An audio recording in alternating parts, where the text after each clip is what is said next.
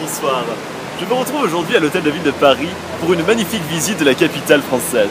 Capitale française aux mille et une couleurs, capitale française d'eau, de pierre et de mer.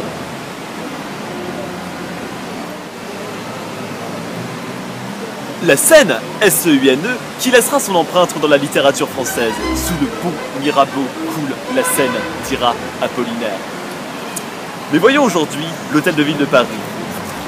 Cette magnifique splendeur de charme et de pierre assemblées les unes aux autres, récemment restaurée par les restaurateurs de la restauration française. En face de nous, nous avons deux allégories de l'art, de la connaissance, Pierre à Paris, qui pue la, qui pue la merde et la pisse dans le métro.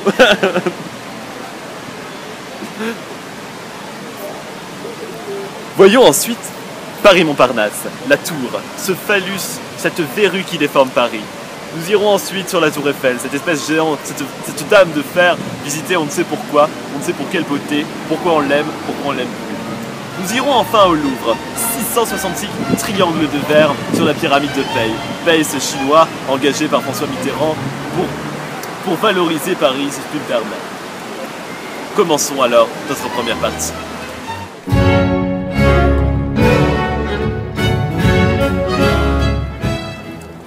De retour. Faste royale, faste ducale sont les maîtres mots de ce palais. Ce palais, érigé en 1678 par Lord Voldemort et rebâti ensuite par Tom Jélusor, a suivi maintes transformations durant les années du XVIIe siècle.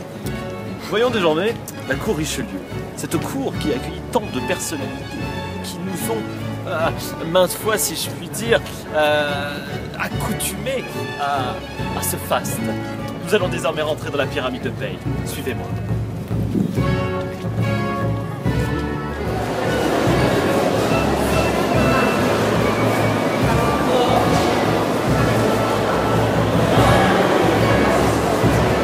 Pyramide inversée, pyramide retournée, sont tant de termes utilisés pour cet édifice qui a été aussi fait par l'architecte Paye.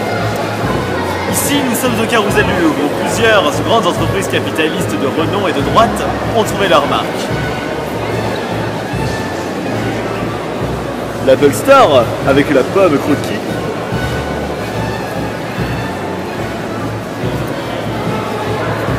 La Comédie Française, cette espèce de massin gaucho. Mariage Frère, fait pour les petites pétasses parisiennes. Lancel, Le Tanner, toutes ces marques de luxe et luxuriantes qui font la fierté de Paris.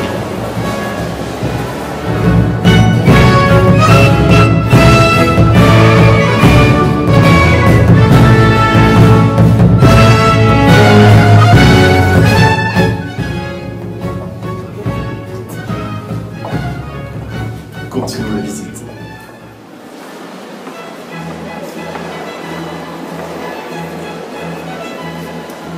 Après les arts de l'islam, nous voici dans la salle des primitifs italiens. Là où nous pouvons constater les grands rénovateurs de la peinture occidentale, Cimabue et Giotto. À partir de Vasari, qui consacra la première de ses vies de peintre au Florentin Cimabue, la plupart des historiens de l'art occidental ont vu en lui le premier artisan du renouveau italien. Survenu de la peinture italienne, durant le dernier quart du XIIIe siècle.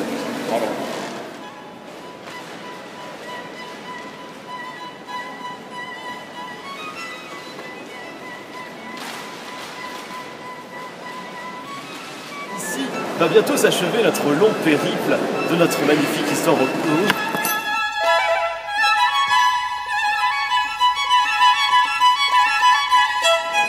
C'est devant ce tableau grand format du XIXe siècle, peint par Jacques-Louis David, que se termine notre périple, au sein de la pyramide du Paye, au sein du Palais Royal, musée du Louvre.